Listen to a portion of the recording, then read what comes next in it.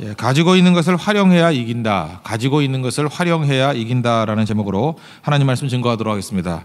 여러분 계절의 변화를 보면서 좀 놀랍다라는 생각을 하지 않습니까? 한 주 사이에 뜨거운 여름에서 갑자기 가을이 돼버렸습니다. 어떻게 순식간에 이렇게 변화가 될 수 있는가? 또 제가 지난 주간에 주말에 한 이틀 동안 그 일본에 갔었었는데 거기 또 무지 덥더라고요. 35도가 넘어서 100m를 걸을 수가 없어서 호텔 밖에 나가지도 않고 그랬었는데 와 보니까 이제 가을이 돼 버렸어요. 또 어저께 뉴스를 보니까 그 중국의 그 북쪽에서는 벌써 눈이 왔답니다. 8월에 눈 온 적이 없대요. 눈이 왔다라는 얘기를 들어요. 이제 그 기단이 지금 내려오기 때문에 우리도 지금 선선한 것 같은데 제가 이걸 보면서 이런 생각을 했습니다. 성령께서 한번 바람 불어 주시면 단 하루 아침에도 다 바뀔 수 있겠구나. 우리 인생도 그럴 수 있다라는 것입니다. 뭐 뜨거운 너무나 고통스러운 시기가 있다 할지라도 주님께서 한번 바람 불어주시면 완전 에어컨 바람 아니에요? 시원한 에어컨 바람. 오늘 다 18도던데 정확하게 에어컨 바람에서 제일 센 거. 그런 바람으로 주님께서 만들어 주신다는 것입니다. 여러분 인생 가운데도 하나님께 주시는 이러한 변화가 있기를 바랍니다. 승리의 비결, 승리의 제일 요인이 뭐겠습니까? 그건 하나님입니다. 하나님이 승리의 요인이라는 것입니다. 어제도 살폈죠. 그 다곤 신이 있는 곳에 언약궤를 이제 가져놨더니 이스라엘은 졌습니다. 아무도 그걸 뺏어올 사람도 없고 패배의 상징이었어요. 뺏긴 거 전리품이니까. 근데 하나님께서 홀로 가셔서 승리하셨다. 이게 사무엘상 5장의 스토리 아닙니까? 인간의 실패가 끝이 아니라는 거예요. 우리는 지금 잠깐 인간 바라보고 이렇게 지리멸렬하니 우리는 패배했다, 소망이 없다 그러는데 사실 하나님께 뭐 그렇게는 안 하겠지만 한 명도 없어도 괜찮습니다. 하나님 홀로 이기실 수 있는 분이라는 거예요. 그러므로 소수라 할지라도 하나님만 의지하면 이긴다라는 거 잊지 말고 승리의 요인은 하나님이다. 이걸 붙들기 바랍니다. 우리 본성이라는 얘기를 하죠. 하나님의 본성, 본질은 승리입니다. 겉으로 볼 때 마귀는 세 보이죠. 그러나 마귀의 본성과 본질은 패배입니다. 그래서 하나님은 이렇게 약한 가운데 임하는 것 같이 보이지만 하나님이 함께하면 본성상 이기는 거예요. 그리고 마귀는 아무리 강해 보인다 할지라도 마귀의 본성상 이거는 패망하게 될 수밖에 없다는 것입니다. 그러므로 본성을 잘 봐야 된다는 거예요. 본질을 볼 줄 알아야 된다는 것입니다. 뭐 이런 거하고 똑같은 거죠. 불이 뜨겁습니다. 본성이에요. 그죠? 물이 얼음이 차갑습니다. 이거 본질 아니에요? 이 본질적인 본성이죠. 성질이 그러니까. 그러니까 뭐 차가운 불 이런 거 있을 수가 없는 거죠. 수사법이나 나오는 얘기지. 그러니까 하나님 그러면 본성상 승리할 수밖에 없는 거고 마귀는 본성상 패배할 수밖에 없다는 것입니다. 그래서 승리의 제1 요인은 하나님이다. 그러니까 하나님은 이퀄 승리라는 거예요. 그러니까 하나님 따라가면 승리합니다. 하나님께 함께하면 승리합니다. 하나님 믿고 의지하면 승리합니다. 여러분 그거 받아들이십니까? 예, 그거 너무 간단한 얘기라는 거예요. 하나님 따르면 이길 수 있다라는 것입니다. 다윗 이야기인데 다윗은 하나님의 사람이었습니다. 그래서 오늘 성경은 다윗이 이겼던 얘기를 쭉 하고 있죠. 백전백승 뭐 이런 거죠. 마침 어저께 뭐 메이웨더라는 골프 잘하는 선수가 뭐 50전 50승 뭐 다 이기고 뭐 은퇴해 버렸다면서요. 그래 봐야 뭐 별거 아니죠. 뭐 자기한테 이길 사람들만 데려놓고 하니까 그런 거죠. 그죠? 그다음에 나이 들면 또 못 이길 수 있는 거고. 근데 하나님께서 함께하면 백전백승할 수 있다는 것입니다. 오늘 역대상 14장은 이 포로기에서 돌아왔던 백성들이 다윗이 왜 이겼는지에 대해서 하나님 말씀을 듣고 이렇게 정리해 놓은 거죠. 하나님께서 다윗에게 승리의 승리를 주셨던 이유는 뭐냐? 오늘 크게 보면 두 가지를 살필 수 있는 것 같아요. 첫째는 하나님이 나를 세웠다라는 확실한 믿음이 있기 때문에 그런 사람은 승리를 줍니다. 내가 내 스스로 선 게 아니라 하나님께서 나를 세워주셨다. 2절 보십시오. 다윗이 여호와께서 자기를 이스라엘 왕으로 삼으신 줄을 깨달았으니 이는 그의 백성 이스라엘을 위하여 그의 나라가 높이 들림을 받았음을 알미였더라. 겉으로야 백성들이 추대한 것 같이 보이죠. 근데 그게 아니죠. 배후에 역사하시는 하나님을 바라봤다는 것입니다. 하나님이 나를 왕으로 기름 붓고 왕으로 세우셨다. 그러므로 내가 한 게 아니라 하나님이 하신 거다. 그걸 믿는 거죠. 그러니까 다윗은 사람 눈치 안 봅니다. 하나님 눈치 보는 거예요. 왜요? 임명권자가 하나님이기 때문에. 우리도 마찬가지입니다. 잠깐 사람 눈치 보는 이유가 뭐냐면 알게 모르게 내 힘의 근간이 사람들에게 있다고 생각하는 거예요. 그러니까 내 힘 준 사람들 의지해야죠. 근데 하나님이 나를 세우셨다는 확신을 갖고 있는 사람은 하나님을 기쁘시게 또 하나님께서 나를 세웠다 내렸다 할 수 있다는 분인 걸 알고 하나님만 의지한다는 것입니다. 우리 지상명령에 나오잖아요. 세상 끝날까지 내가 너희와 함께 하리라. 하나님이 함께하면 승리한다 그러는데 이제 현상을 한번 돌아봅시다. 우리는 때때로 패배하고 또 실패하고 어려움 당하기도 합니다. 이상하잖아요. 하나님이 함께 하시면 항상 이김을 주시더라. 이게 다윗에 대한 표현인데 우리도 하나님이 함께 한다 그랬으니까 항상 이겨야 되는 거 아니에요. 하나님이 함께 한다는 게 거짓은 아니죠. 하나님께서 우리에게 함께 하십니다. 근데 문제가 뭐예요? 우리가 그분을 의지하지 않는 거예요. 함께 하는데 의지하지 않는 겁니다. 이걸 제가 뭐라고 표현하는 게 좋을까 생각해 보니까 좀 이게 하나님에 대해서 쓸 수 있는 표현은 아닌데 그래. 이해하기 편하기 위해서 활용하지 않기 때문에 그래요. 하나님이 나와 동행하시는데 하나님을 활용하지 않기 때문에, 하나님을 쓰지 않기 때문에, 그냥 세워만 두기 때문에 능력이 나타나지 않는다는 것입니다. 첫 번째 기적을 한번 보십시오. 가나의 혼인잔치. 예수님이 거기에 참석하셨습니다. 예수님이 참석했다고 해서 무조건 기적이 일어나나요? 아니죠. 거기서 마리아가 와가지고 포도주가 떨어졌다라고 하면서 어떻게 좀 해달라 하면서 예수님 의지하잖아요. 의지하고 순종했을 때 물이 포도주가 되는 기적이 나타나게 된 거죠. 우리도 마찬가지라는 거예요. 가나의 혼인잔치 같이 예수님이 함께 계십니다. 근데 포도주가 떨어졌다라고 널브러져서 넋두리만 하고 있으면 아무 일도 안 벌어진다라는 거예요. 그러니까 예수님 의지할 때 기적의 역사가 나타나기 시작한다는 것입니다. 풍랑이 불었습니다. 예수님께서 배 타고 계셨죠. 뭐 잘하는 얘기 아니에요? 마태복음 14장에 나오고 뭐 복음서에 다 나오잖아요. 근데 풍랑 가운데 있던 제자들 막 굉장히 걱정하고 자기들이 풍랑을 이기려고 막 난리를 쳤습니다. 근데 예수님은 주무시고 계시잖아요. 그때 예수님 우리가 죽게 된 것을 돌아보지 아니하십니까? 하면서 예수님 깨웠더니 뭐 믿음이 없는 자들아 이렇게 몇 마디 욕 먹고 그죠? 그다음에 풍랑을 잔잔하게 하셨잖아요. 그때 성경에는 없지만 예수님께서 이렇게 말씀하지 않겠어요? 왜 이제 깨웠니? 자기들 할 짓 다 하고 난 다음에 안 되니까 예수님 깨운 거 아니에요. 그러니까 언제 기적이 나타나? 예수님 의지할 때부터 기적이 나타난다고요. 예수님이 탄 배에도 풍랑이 있다. 그 정도가 아니라 예수님이 탄 배에 백성들이 의지하지 않으면 풍랑은 계속되는 거고 예수님 의지할 때 풍랑이 잠잠해지더라는 거죠. 한번 상상을 해보세요. 어떤 축구팀이 있는데 제가 뭐 어떤 감독이 그런 감독도 있는 것 같아요. 뭐 좀 극단적인 예를 든다 그러면 메시가 있어요. 우리 팀에 메시가 있는데 출전을 안 시키는 거예요. 맨날 그 벤치 멤버로만 놔두는 거예요. 그러면 그 메시같이 축구 잘하는 선수가 그 팀의 힘이 됩니까 안 됩니까? 안 되죠. 전혀 안 되는 거예요. 그 아스날의 어떤 감독이 제가 볼 땐 그래요. 제가 축구는 문이 아니지만 저 선수 이렇게 쓰면 될 것 같은데 저도 엉터리니까 그냥 말은 안 할게요. 이렇게 쓰면 잘 될 것 같은데 그 감독은 이상해요. 벵거 감독은 이상해요. 내가 볼 때 안 되는 친구들만 써가지고 어저께 4대0으로 지더라고. 제가 좀 속이 상했었는데 그 똑같은 거라고요. 전력이라는 거는요. 어떤 선수를 가지고 있느냐 어떤 힘을 가지고 있느냐가 중요한 게 아니고 어떻게 활용하느냐가 중요한 거잖아요. 다 가지고 있는데 활용을 안 해요. 그 뭐 이상한 사람도 많잖아요, 그죠? 뭐 중국어 아주 잘하면서 중국 성경 절대 안 가요. 대만 성경 절대 안 가. 뭐 말레이시아 성경 가가지고 헤매고 맨날 그런 사람 많잖아요, 그죠? 그러니까 자기가 가지고 있는 능력을 활용할 수 있는 데 가서 해야죠. 음악적인 소질이 있는 사람이 노래 부를 때 안 나서요. 영어를 잘하는 사람이 영어 쓸 때 안 나서요. 그럼 뭐야? 하나만 하죠, 그거. 그러니까 활용할 줄 알아야 된다는 것입니다. 철저히 하나님을 의지하고 하나님의 능력을 활용할 줄 알 때 그때 강력하심이 있다라는 것입니다. 우리 여러분 하나님께서 함께 하심을 믿습니까? 그럼 하나님 철저히 의지해야죠. 그러면 그때부터 능력이 나타나기 시작한다는 것입니다. 우리가 하나님을 의지하고 하나님 말씀을 순종한다. 그 얘기는 무슨 얘기죠? 순종은 누가 하는 거죠? 종이 주인에게 하는 거예요. 그러니까 우리가 하나님의 말씀대로 순종한다는 그 순간에 내가 주인이 아니고 내 에고가 주인이 아니고 하나님이 주인이 되십니다라는 것을 인정하는 사건이라는 것입니다. 그래서 여러분들 말 안 듣는 사람이 왜 무서운 건지 알아요? 그 순종 안 한다로 끝나는 게 아니라 나 너 주인으로 인정 안 한다는 것과 똑같은 거예요. 그러니까 그 근본이 갈등 구조라고요. 그래서 하나님을 의지한다는 것 자체가 그 자체가 하나님의 주인으로 인정한다라는 것입니다. 하나님께 이게 순종하면요 능력에 저수지가 있다고 생각합니다. 엄청난 저수지가 있는데 수문을 여는 것과 똑같습니다. 주님 의지하면 수문이 열려요.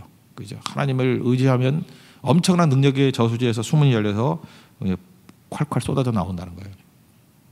누가복음 5장에 보십시오. 베드로가 밤새도록 그 그물질했지만 고기 못 잡았어요. 이거 일종의 자기 노력이죠. 자기 발버둥이죠. 그러다가 예수님께서 말씀하시기를 뭐 깊은 곳 가서 그물 던져라 그랬잖아요. 그때 의지하죠. 주님 의지해서. 거기 나오잖아요. 말씀에 의지하여. 말씀에 의지하는 게 예수님 의지하는 거 아니에요. 예수님 의지했을 때 그물이 찢어질 정도의 고기를 잡게 된 거죠. 우리도 마찬가지입니다. 그 예수님이 세워주셨다. 예수님이 불러주셨다는 걸 믿고 거기서 끝나는 게 아니에요. 의지해야 돼요. 의지한다는 게 뭐예요? 활용하는 거예요. 그 힘을. 예수님 말씀을 활용하는 거고 예수님의 능력을 활용하는 거고 예수님에 대한 그 관계를 활용하는 거예요. 철저히 활용해서 의지하면 이런 기적의 역사가 나타나게 된다는 것입니다. 원래 여러분들 예수님 의지하고 순종하는 그 순간에 주인 되시고 그 능력의 그 저수지에 그 수문을 여는 힘이 된다는 거. 그래서 여러분 인생에도 그물이 찢어질 정도로 거둘 수 있는 우리 승리를 맛보는 믿음의 종 되기를 바랍니다. 또 한 가지는 하나님께 물어보는 기도의 사람이 되면은 그 100% 승리할 수 있다는 것입니다. 오늘 10절과 14절 보면은 물어본다는 얘기가 두 번 나오죠. 첫 번째 10절 다윗이 하나님께 물어 이르되 내가 블레셋 사람을 치러 올라가겠습니까? 내 손에 넘겨주시겠습니까? 그랬더니 올라가라, 손에 넘긴다. 이거 왕이 되자마자 벌어졌던 사건이고요. 또 14절에 보니까 또 한 번 그랬어요. 하나님께 여짜오되 또 왔는데요. 어떻게 할까요? 그랬더니 하나님이 전략을 알려주셔요. 그냥 마주 전면전 벌이지 말고 뒤로 돌아서 뽕나무 숲을 맞은 곳에서 그들을 기습해라. 중간에 그 쇼커도 들어가서 기습 공격해버려라. 하나님이 전략까지 가르쳐 주셨다는 것입니다. 다 특징이 뭐예요? 물어봤을 때 첫 번째 사건은 이거예요. 이게 이제 바알 브라심이라는 사건인데 바알이라는 게 그 왕이라는 뜻이고 우상이니까 흩뿌렸다. 물을 뿌리시듯이 흩어버렸다. 그래서 그 장소가 바알 브라심이에요. 물 흩듯이 확 뿌려버리듯이. 이게 바알 브라심 사건이라 그러는데 다윗이 왕이 됐다 그러니까 블레셋이 가만히 있지 않은 거예요. 공격을 합니다. 왜 그렇죠? 리더가 중요하기 때문에. 리더 한 사람이 쓰러지면 공동체가 흔들리기 때문에 그렇습니다. 그러므로 이건 우리가 상상을 해야 되는 거죠. 누구든지 하나님께서 세워주시면 공격받게 돼 있습니다. 여기서 하나님께 내가 쓰임받기를 원합니다. 그래서 뭐 하다못해 찬양 인도자로 서봐요. 이거 뭐 당장 공격당하죠. 그죠? 뭐 눈에 보이니까. 뭐 하다못해 한마디를 하잖아요. 왜 저렇게 기분 나쁘게 생겼어? 뭐 새벽마다 저거 뭐 저렇게 입고 나온 거야? 뭐 별소리 다 할 거 아니에요. 그죠? 그러니까 세워진다는 사실 자체에서 우리 믿는 사람들조차도 마귀가 틈타가지고 자꾸 공격을 한다니까요. 그래서 마귀는 공격하지만 우리는 승리한다. 잊지 마십시오. 그래서 공격을 두려워하지 말고 그 하나님 앞에 든든히 서 있으면 된다는 거예요. 다윗이 왕 됐다 그러는 순간에 블레셋이 공격했어요. 원래 자기 먹여주고 재워주고 했던 자들인데 공격해버리잖아요. 그래서 세움 받는다는 것은 공격받는다는 것입니다. 근데 그때의 중요한 게 뭐예요? 물어봤다는 거예요. 하나님 앞에. 공격했는데 당장 싸워야죠. 그게 아니고 올라갈까요? 말까요? 그랬더니 하나님이 지금 올라가라. 그 얘기죠. 응답받고 움직였다는 것입니다. 우리는 움직이는 데 너무 빨라요. 근데 응답 안 받고 움직여요. 그래서 기도하고 응답받고 움직여야 돼요. 그러니까 기도 없이 움직이면은 패배할 수밖에 없다는 것입니다. 그래서 응답받고 움직이십시오. 그 다음에 잠깐 머리가 나쁘다 그러는데 어떻게 이런 전략을 어떻게 짜죠? 또 하나 두 번째 공격할 땐 뭐예요? 이게 나중에 시간이 좀 지나고 난 다음에 골짜기 또 공격을 했거든요. 안정이 되니까 시간적으로 좀 터울이 있습니다. 그런데 그때 공격했을 때 내용이 또 엎드려 기도했더니 하나님께서 전략을 가르쳐 주셔요. 기습 공격하라. 우리는 그러죠. 하나님 왜 나한테는 이렇게 구체적으로 전략을 안 가르쳐 주십니까? 언제 물어봤어요? 주님께서 물어보면요 전략도 가르쳐 주셔요. 물어보면 이게 두리뭉실 기도하면은 주님께서 두리뭉실 응답해 주시고 잠깐 기도가 구체적이 되죠. 이렇게 세부적으로 물어보면은 하나님께서 세부적인 전략도 알려 주신다는 것입니다. 그러니까 리더의 제일 큰 준비는 뭐냐면 기도예요. 사실은 뭐 기도는 시작이고 기도는 중간 과정이고 기도는 마지막 승리에 힘이 된다라는 것입니다. 그러면 이기는 거죠. 여기 내용이 뭐였어요? 뽕나무 꼭대기에서 걷는 소리가 된다. 뽕나무 꼭대기 나무 위에서 걷는 소리가 들린다. 뭐 여러 가지 해석이 있는데 하늘에서 군대가 움직이는 소리가 들린다. 뭐 이렇게 해석하는 것도 좋은 것 같아요. 그죠? 하나님께서 나무 위에서 하늘에서 무슨 소리가 난대요. 그럼 그때 가래요. 그때. 맨날 소리 나는 거 아니에요. 뭐 뽕나무 밑에서 맨날 앉아가지고 소리 나는 거 기다리면 안 되고 하나님이 말씀하시니까 이럴 때 그때 가라는 거예요. 그때. 그러니까 이게 순종이죠. 철저한 순종. 그러니까 기도보다 앞서지 않는 인생을 사십시오. 기도보다 잠깐 앞서간다고 싶으면은 제가 좀 기다리라 그러잖아요. 뭐 그렇게 급해서 그러냐. 그러니까 기도 충분히 해야 돼요. 그러면 응답받고 움직이면 되는 거고요. 또 하나 응답 정도가 아니라 전략까지도 가르쳐 주셔요. 이렇게 하면 된다라는 거. 그리고 기도하면 하나님의 타이밍으로 시간이 맞게 돼 있다라는 것입니다. 이렇게 기도해서 움직이는 사람들 그러면 뭐 옛날엔 조지 밀러 얘기 많이 했는데 뭐 우리 현 시대 인물 하나 김아중 장로님 있죠. 하나님의 대사 1, 2 쓰셨던 분. 그거 다시 한번 읽어보세요. 꼭 읽어보면요, 뭐 성경 이야기 같아요. 저도 뭐 여러 번 만나뵌 적이 있는데 굉장히 기도 많이 하시는 분이에요. 공직자로 있는 분이 기도 이렇게 많이 한 분이 없죠. 그리고 구체적인 응답이에요. 뭐 하여튼 기도하면 응답받았다. 책이 한 권 다 될 정도로. 근데 이런 거잖아요. 궁금하죠. 왜 장로님한테만 그렇게 기도 응답이 많고 왜 우리는 기도 응답이 없습니까? 그랬더니 이분의 얘기가 이거예요. 기도의 응답이라는 건 뭐냐 하면 장애가 없기 위해서는 불이익이 있더라도 순종하는 것, 위험이 있더라도 순종의 발걸음을 내딛는 것, 그게 핵심이에요. 그러니까 우리하고 차이점이 이거예요. 기도까지는 뭐 비슷하게 하는 것 같아요. 근데 순종까지 안 가는 이유가 순종까지 안 가니까 기적이 안 나타나죠. 삶의 열매가 안 나타나는데 우리는 불이익이 있으면 안 가요. 위험하면 안 가요. 그러니까 뒤집어 얘기하면 이익이 있는 곳만 움직여요. 그게 무슨 기도예요? 내가 듣고 싶은 것만 듣는 거죠. 우리 자매들 가운데도 이상한 자매들 되게 많아요. 맨날 기도 응답을 받았대. 저 형제하고 기도 응답을 받았대. 다 매력 있는 형제들만 이렇게 응답을 받았대. 그리고 아닌 사람이 프로포즈하고 막 신경질을 팍팍 내면서 막 근데 그 형제도 응답 받았다 그러는데 하나님 왜 나한테 무슨 그런 응답이 어디 있어? 그러고 그게 다 엉터리인 거 아시죠? 제발 하나님 들먹이면서 그런 짓 하지 말아요. 그냥 내가 좋다. 그게 정직한 거예요. 하나님 도와주세요. 그럼 뭐 도와줄 수도 있고 안 도와줄 수도 있겠지. 그런 거지. 그러니까 하나님 이런 들먹이면서 말투도 그렇게 하면 안 되죠. 뭐 주님이 말씀하셨어. 뭐 내게 말씀하시기를. 이게 목사들도 설교할 때 그런 식으로 얘기하는 사람도 있어요. 받은 거라고 그럴 수 있지만 말투 그렇게 하는 거 그건 올바른 거 아니에요. 하나님의 뜻은 하나님의 뜻이고 내가 원하는 것은 원하는 것이고 그것이 내 뜻이 하나님 앞에 굴복되어가는 과정들 아니겠습니까? 근데 김한진 장로님의 이 특징은 그거예요. 분명히 내용들을 보면 불이익이 있더라도 순종하거든요. 위험이 있더라도 가거든요. 철저히 의지하는 거예요. 뭐 하나 예를 든다 그러면 샘플로 예를 든다면 공직에서 물러나고 난 다음에 뭐 장관까지도 하시고 뭐 그랬던 걸로 알고 그죠? 뭐 내용은 잘 모르겠는데 공직 물러나면서 제일 먼저 했던 일이 뭐냐면 자기 전화에 평생 관계를 맺었던 4,000개의 전화번호가 있더래요. 뭐 그럴 수 있겠죠. 저도 모르게 대충 보면 뭐 몇천 개 되니까 4,000개 중요한 전화번호가 있더래요. 이건 사실은 언제든지 연락하면은 도움 얻을 수도 있고 또 거기 구체적으로 나오더라고요. 자기 자녀가 결혼할 때 한 번만 연락해 주면 와가지고 축하해 줄 수 있는 사람들이래요. 뭐 축의금도 갖다 주고 그럴 수 있는 사람이겠죠. 공직에서 물러나는 그날 다 지워버렸대요. 그리고 정관예우라 그러지 않습니까? 뭐 있다 보면은 뭐 높은 곳에 뭐 필요가 있어서 이렇게 불러도 가고 뭐 별로 일도 안 하면서도 월급 많이 주고 그런 거 있잖아요. 그거 다 거절했대요. 이게 불이익이죠. 어쩌면 되게 위험한 거죠. 그리고 자기 평생의 삶을 하나님 의지하는 거예요. 그러니까 이게 끝나고 난 다음에 이런 게 아니라 평생 이런 방식으로 살았다라는 거예요. 계속.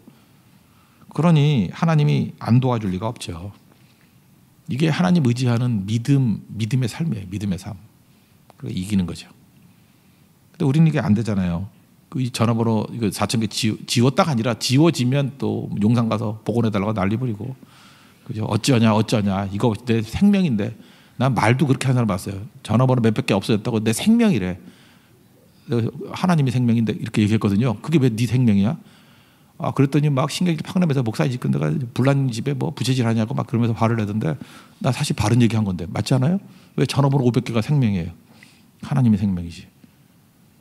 어떨 때는요 우리가 하나님 말고 의지하는 모든 것들을 이렇게 거두어 갈 때도 있다라는 것입니다. 여기 특별히 15절 다시 한번 보시면 하나님 일하시는 방식이 나오죠. 뽕나무 꼭대기에 소리가 들리거든. 걷는 소리가 들린다. 그러면 그 다음 뭐예요? 곧 나가 싸우라죠. 하나님께서 이렇게 말씀 주시면 곧 순종하라는 거예요. 그러면 너보다 하나님이 앞서 나가서 블레셋 사람들을 치리라. 이건 뭐예요? 우리가 하나님 앞에서 절대적인 순종을 하면 하나님 우리 앞서서 일하시는 분이에요. 하나님께서 앞서 일하시는 것이 보인다는 거예요. 우리가 순종을 안 하니까 하나님의 일하시는 게 안 보여요. 언제 보여요? 순종할 때 보이는 거예요. 언제 하나님 일하시기 보여요? 계속 일하고 계셨는데 우린 못 본 거예요. 근데 선교 현장에 가가지고 이렇게 순종하니까 막 그때 보이는 거죠. 선교 현장에서만 하나님이 일하시는 게 아니에요. 이전까지는 맹인으로 살았다가 그때 보인 거예요. 순종하니까 보이는 거예요. 그럼 여기서도 뭐 말할 것도 없죠. 우리 매일매일의 삶에서 순종하면 막 보이는 거죠. 순종하면 보이는 겁니다. 안 보이는 이유가 뭐냐? 순종 안 하니까. 불이익이 있으면 순종 안 하고 위험하면 순종 안 하고 그리고 뭐야 내가 원하는 것만 하는 거죠. 그게 무슨 믿음이에요. 그러니까 아무것도 아니라는 거죠. 순종하면 일이 이루어져요. 일이 이루어지기보다 이루어질 건데 보이는 거예요. 여리고 성도 보세요. 그 순종하고 난 다음에 무너졌죠. 무너진 걸 본 거죠. 하나님께서 이미 무너뜨리려고 작정하셨잖아요. 근데 본 거예요. 요단강도 마찬가지죠. 갈라지고 들어갔어요. 언약궤를 들고 제사장이 들어가니까 갈라졌어요. 몰라도 때려 맞추면 되잖아요. 후자지 뭐, 그죠? 그냥 물이 넘실될 때 들어가니까 갈라졌어요. 홍해도 마찬가지고 믿음은 그런 거예요.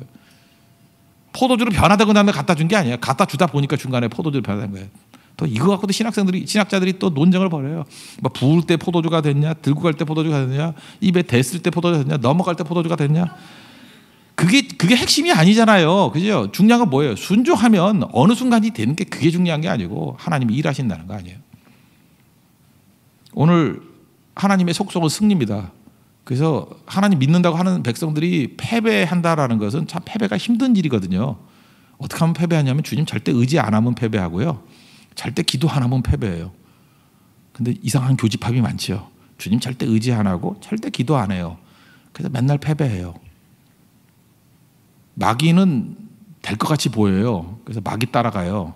근데 마귀는 속성상, 본성상 패배해요. 근데 하나님은 어떤 모습으로 나오냐면 어린아이의 모습, 약한 모습으로 나타나요.